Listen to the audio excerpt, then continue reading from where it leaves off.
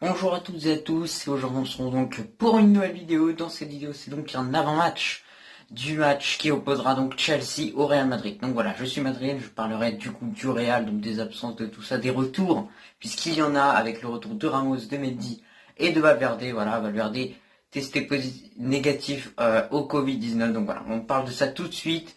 Juste avant que cette vidéo commence, je compte sur toi pour t'abonner, pour commenter et pour liker, c'est ultra important. Voilà, ça vraiment, ça fait plaisir, et etc. Voilà, on parle tranquille dans les commentaires et tu peux t'abonner vraiment ça. Sur ce, on va parler tout de suite de cet avant-match. Intro.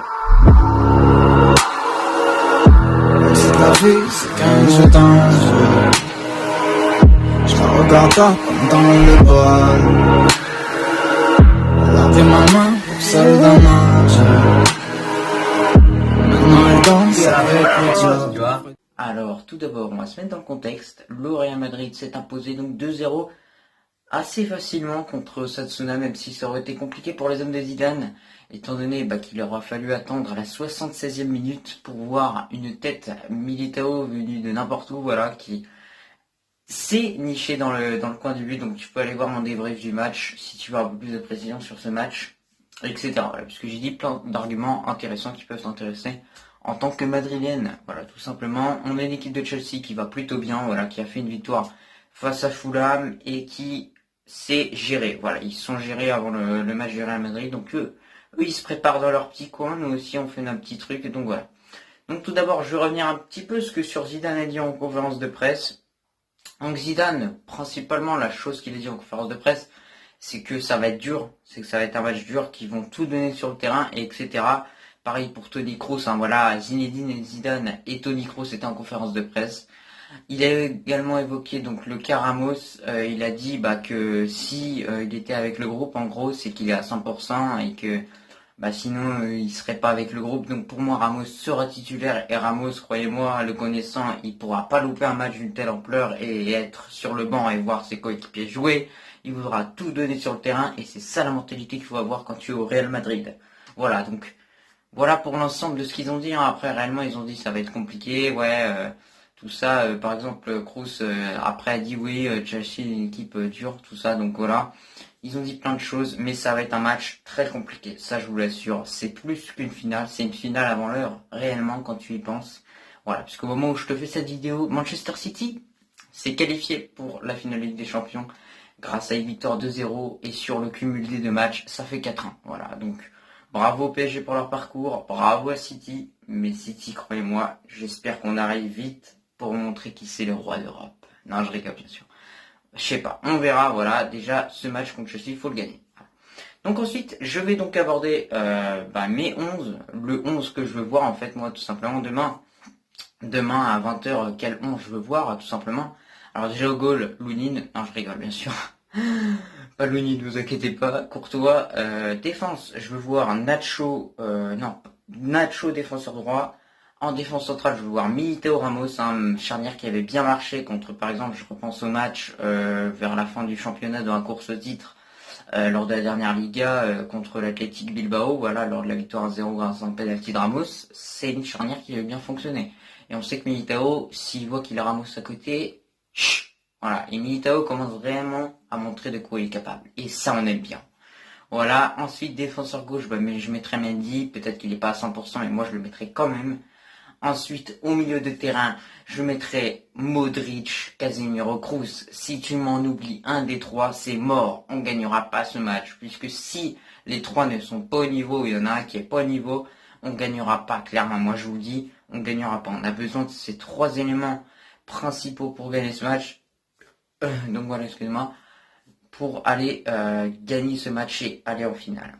Voilà, ensuite, je vous ai dit les trois, mais pas que. Voilà, moi je mettrai un milieu à 4 et je mettrai le petit Valverde. Voilà, je mettrai Valverde. Valverde en attaquant droit en fait. Voilà, Valverde en attaquant droit parce que j'ai longuement réfléchi, et c'est vrai qu'en 4-4-2, Zidane n'arrive pas à marquer beaucoup de buts, et on sait que Chelsea a une bonne défense et que tu dois leur mettre un but. Voilà, mais tu sais que si tu leur mets un but, ensuite tu verrouilles et c'est bon quoi. Mais ça va être compliqué. Ensuite, en buteur, je mettrai bien sûr Benzema, et après Vinicius ou Hazard. Je sais vraiment pas moi Je la jouerai à l'expérience, je mettrai Hazard, voilà, on sait qu'il est capable de tout. Après, c'est ses coéquipiers, peut-être qu'ils le connaissent, hein, voilà, ils se sont entraînés tellement de fois, donc est-ce que peut-être ça va être dur? Voilà, moi, alors, soit je ferais jouer en fait Vinicius 50 minutes et Hazard le reste du temps, ce qui me paraît le plus intelligent, mais pas de Asensio. Asensio, les gars, il est pas bon, il est pas bon. Après, il y a Rodrigo que tu peux mettre à droite à la place de Valverde, et Valverde le fait rentrer vers la 60e. Donc voilà, il y a plusieurs réellement technique à utiliser pour ce match. En tout cas, moi, je veux pas voir de 3-5-2. Voilà. Selon les certaines informations, apparemment, Marcelo serait titulaire. Donc si Marcelo est titulaire, clairement, je sais plus je fais quoi. Mais déjà avant le match, je me dis qu'on va perdre. Donc voilà, franchement, Marcelo, je veux pas le voir titulaire, les gars. Moi, je sais pas ce que vous en pensez en tant que supporter madrilène. Moi, je ne veux pas le voir. Désolé. Enfin, c'est un joueur qui est assez prouvé au club. Maintenant, il est cuit physiquement, même contre Cadiz et tout ça. Donc ça y est, oh, bye, quoi. Au bout d'un moment, faut prendre les meilleurs. Voilà, même Miguel est meilleur. Donc voilà, faut être un peu honnête et dur avec ce joueur, même s'il a tant fait des choses avec ce club. Donc voilà, pour mes compositions un peu que je veux voir, moi je pense que Zidane va réellement aligner la composition avec le trio d'attaque avec Asensio, Benzema, Vinicius. Je sais pas si c'est la meilleure option. Voilà, même si Asensio on l'a pas vu sur le retour, puisqu'il est rentré déjà. Alors quand Asensio il est remplaçant et qu'il rentre, alors là il est... Alors quelquefois il flash des bombassos, mais là, quand en plus il est remplaçant, il est... C'est invisible, hein, tu joues à 10. Mais bon, voilà. On va voir ce qu'il va faire. C'est quand même une demi-finale. J'espère qu'il va se donner à fond. Voilà. Donc voilà. Donc sinon, je vais vous rappeler un petit peu les trois retours majeurs quand même, hein. C'est un petit peu ça le titre de la vidéo. Le retour donc, de Ramos, de Valverde et de Mendy. Voilà, on l'a évoqué. C'est les joueurs que j'ai mis dans la composition que je voudrais pour le match. Donc voilà. Ramos est à 100% selon plusieurs informations. Vous pouvez aller voir sur mon compte fan qui s'appelle Sergio Ramos Team. Et Mendy est également là. Je pense que Valverde aussi. Donc voilà, Valverde a été testé négatif, il a rejoint l'équipe, bam, aéroport, il est parti avec tout le monde. Franchement, bravo, Valverde, super mentalité, puisque ce gars, il s'est dit, oh mince, je vais me faire tester et tout. Et bam, il est revenu, et là, il va faire un truc fracassant, moi je vous le sens, il va encore se sacrifier, ce gars.